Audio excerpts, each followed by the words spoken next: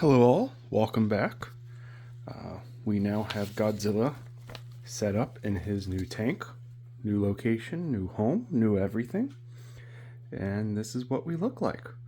So we'll give you a little rundown of how it all looks inside, what I've done, everything. Obviously, we still have to do some things here. My sword rack, I didn't have time to move it, but eventually we're going to move it from there to over there. So that way we can push it back a little bit more. As you can see, it's not quite up against the wall, and I still have the wires and everything propped up there on the back side of the couch. But he is enjoying it so far. So kind of a little bit of what I've done. Just reuse some of the stuff from his previous enclosure. So we set up some rocks in the terracotta pot, wood down here. Little glass bowl with his super worms in it, bowl of water, got his little ramp, hammock 1 coming up, and hammock number 2. I did find when I got these hammocks, they came with these little sticky things, sticky hooks. So they worked, they stuck up there, they worked great. But what had happened was down here on this bottom one, after him laying on it, the stickiness, I don't know if it's because of the paint that's on there and it's a semi-gloss look to it, but it had fallen down. So I went and got these little hooks. Nice little screw-in hook, so it's not going to fall out. I didn't pre-drill the hole, so then that way it's fully secure.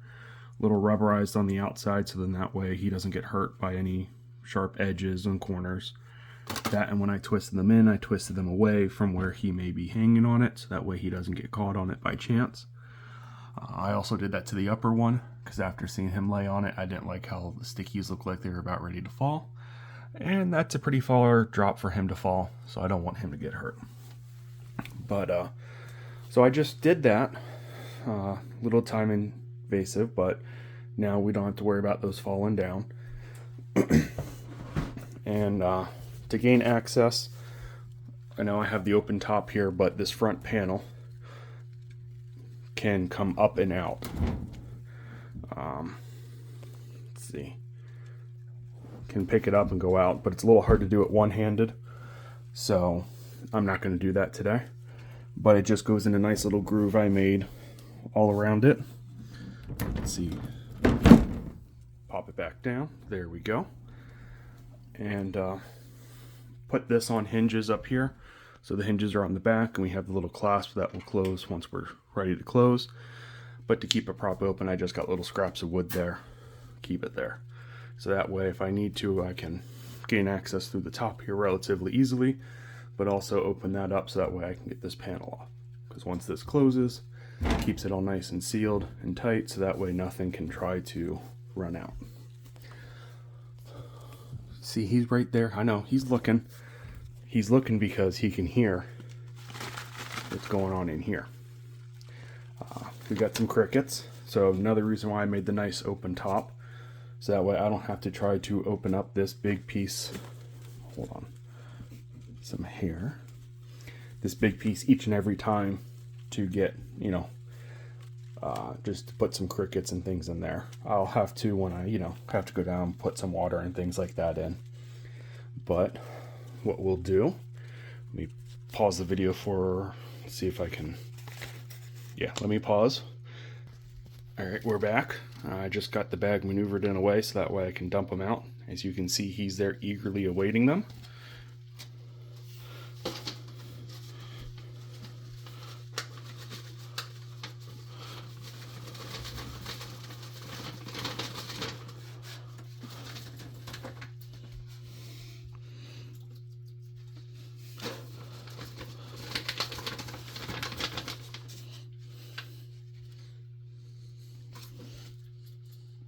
Nope, no more hiding down in there. Now what we'll do, see if I can do this one-handed, so that way crickets can't hoppity hop hop.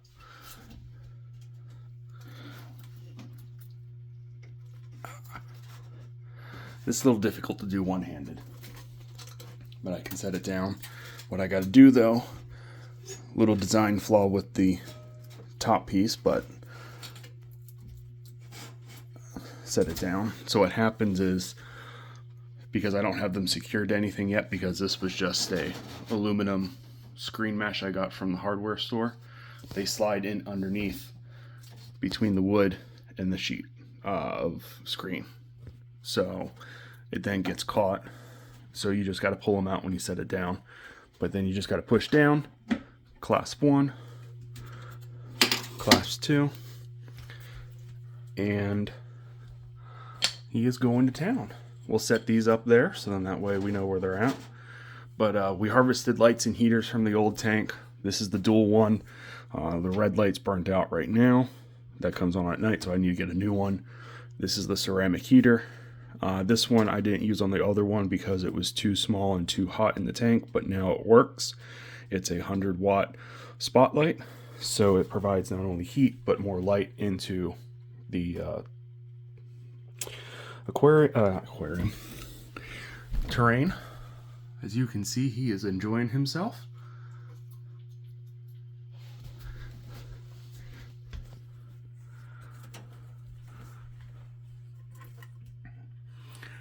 And it's easy enough since I have it painted. Once he's done eating and all the crickets have run off and around, I can just take a wet, damp paper towel, wipe that all up, and it'll be out of the way.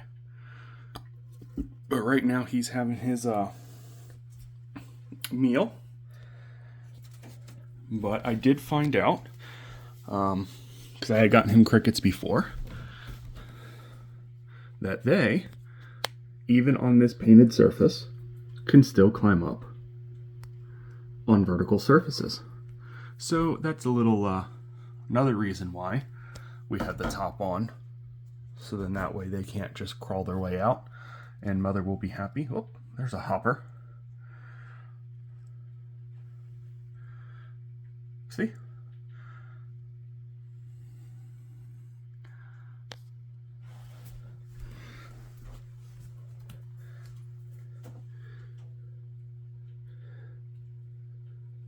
Dun dun dun. Are you gonna eat the one underneath your foot there that you're squishing there, buddy?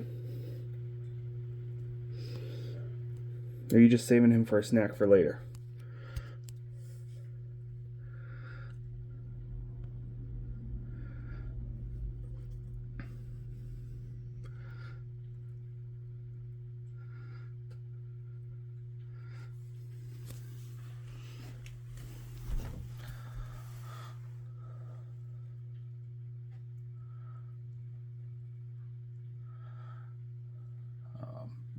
Currently, the other thing I am missing, because in the old tank the batteries had died, are temperature and humidity readers in his tank right now.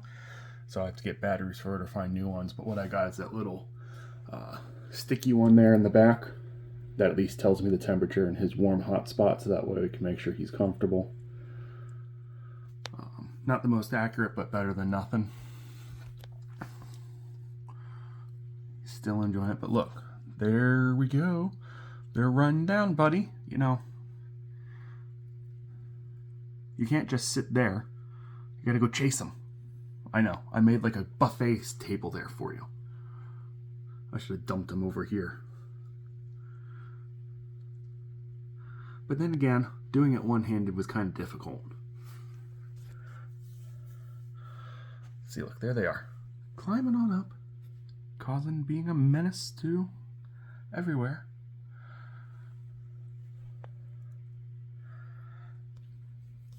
So you can see there are already some down here that fell and hopped and jumped their way down. So I made a nice little, dark area there if he wanted it. But yeah, this is kind of what's going on. Some things I still, it's not exactly perfect. This was the ultimate DIY. Forget if I mentioned in the last video or not. Here, let me do the mega zoom out. But this is a decent sized tank. I'm 6'2", and it's coming up to my shoulder right here, to the top, from top to bottom. So decent size. This front plexiglass panel here is 29 inches wide and 36 3/4 inches tall, and that's just the opening here.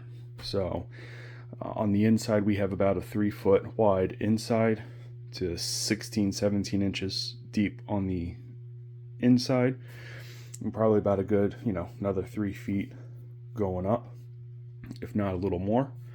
So it gives him plenty of room. And for all of you out there saying, well, why didn't you just buy a tank instead of making one your own? Well, one is the spot I have is right here for it.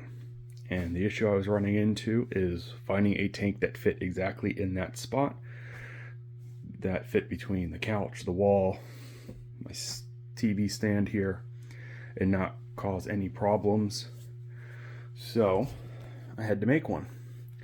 So it's kind of a 2-for-1. I got some storage down there for him. It's currently just in the tub right now, so the dog doesn't go in and mess with it. But yeah, looking good we are. Dun-dun. Dun-dun. So, a couple things we still want to get done. Probably find a more secure way to get all these lights and lamps all secured down here. Oh, he's on the hunt. I'm on the hunt, I'm after you. Sorry, I know I'm horrible singing. I'll stop.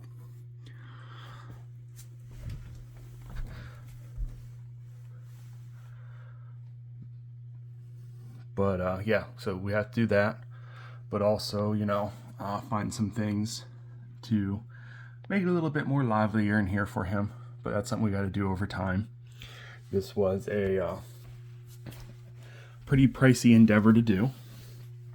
I don't have the exact ballpark number and what it took to make this, but wood is not exactly the cheapest thing right now. And I will say, to get the size plexiglass that I made here, I had to get a 40-inch by 60-inch piece that I then cut down to fit into this area. And that piece alone, just to have this front view, was $75 for that plexiglass. The quart size pan of paint I got, and I had to be careful on what paint I got, because I had to be careful that it wasn't going to affect his breathing because of smells or odors coming off of it. So I'm not going to say the brand or the type of paint or anything that I got, just because I don't want anyone to say, well, I said this is the one I used. Well, on my research, that's the one I thought would work, so that's the one I went with. But I am no expert. Keep that in mind. This is just an average Joe setup to do it all and have fun. So, but that little quart size can of paint was like $35.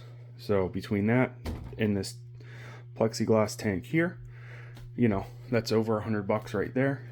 That's 105. So 110, something like that, just for those two things.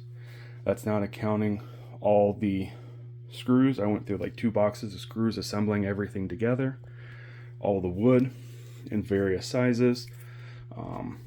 The wood I used was a non-pressure treated white wood. I forget the exact name I got it, but it was, went to Lowe's down the aisle where it has all the cedar and pine and all that. This was just, the dedicated non-treated 1x wood. So I used a lot of 1x4s and 1x2s and 1x6s to put everything together. And like I said, prices of wood change, but that was another big expensive part. The other thing is too, making the bottom decking here. I use 1/4-inch sheet of plywood, so bought a sheet of plywood to have all that gets layered in and around. So it's not the cheapest thing, but you know what? It's making him happy, so that was worth it. So that's one of the things you have to look at, the cost and everything when you're making this. I didn't quite exactly do it that well, but I did it. I put up with it. I made it the way I wanted, which I like. So, but because of how I did it and cost of everything, we gotta wait a little bit to do some other things to zhuzh it up for him. But as you can tell, he's not exactly upset about that either right now. He's enjoying it. So, but like I said, he is enjoying it. I'm enjoying it. It's a nice new piece of furniture. Let's not trip over the dog bowl. It actually looks nice. Doesn't look like, you know, haphazard or anything made there. So we'll leave it at that. Thanks guys for watching.